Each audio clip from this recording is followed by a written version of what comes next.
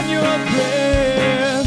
Hydrogen goes through your head. Still the kid that doesn't like. Hey there, YouTube, it's Kurt here, and today I want to talk about the epic question about rock and roll that has been coming around within the past, 20 years or so. Is rock dead? And to address this, I want to talk about all the aspects of the subject, and I just want to kind of dive right into it.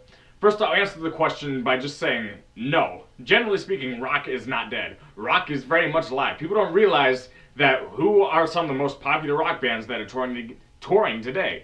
There's still the Foo Fighters, there's still Pearl Jam, Guns N' Roses, AC/DC. These bands are all touring.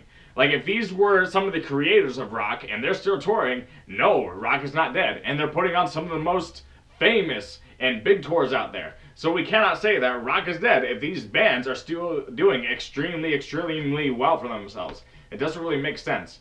Now, the only thing that you can really counter that argument is with, well, these bands are all older bands. There's not younger, newer bands trying to put out good music that are making the top 100.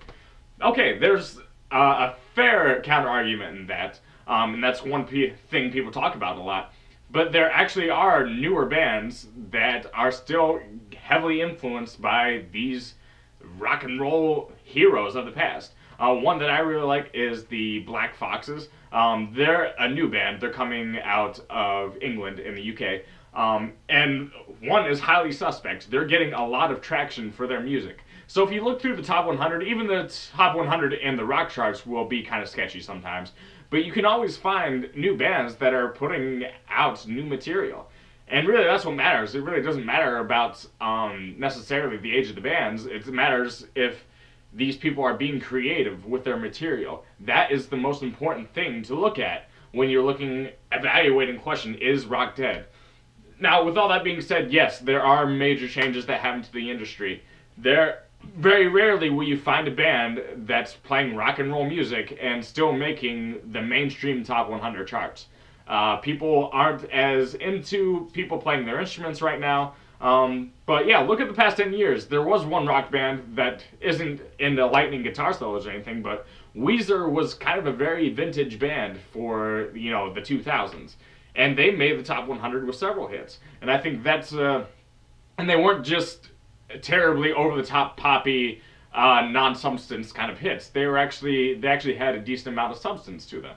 So that's something to look forward to. And one thing, I guess, that points out all of these things, it seems like each decade has almost its iconic rock band. Now, in the 2000s, obviously, you have Weezer, which is still putting out material. You have My Chemical Romance. You have bands like The Darkness, who broke through to number 2 on the top 100. This all happened in the 2000s. So yeah, in this decade, it seems like things have calmed down a little bit, but there is obviously still great rock bands out there that are putting out material. And all you have to do is just look. Maybe you have to look a little bit harder than people used to, but it's really not that bad. But yeah, that's one thing I want to address in the topic of discussion today. So if you guys have any questions, any comments, concerns, leave them in the comment section, and I'll try to get back to you as soon as possible. Still writing. Haven't been as gung-ho about performing like cover music and stuff, just because I've been concentrating more on the writing aspect of things. But yeah, I hope to be performing like in the sense of a YouTube video and such pretty soon, just for the sake of keeping it up, I guess. So yeah, that's what's going on in my life. I appreciate you guys watching the video. Yeah, one of my favorite subjects to talk about. But yeah, thanks guys. Peace. A cigarette is on your breath.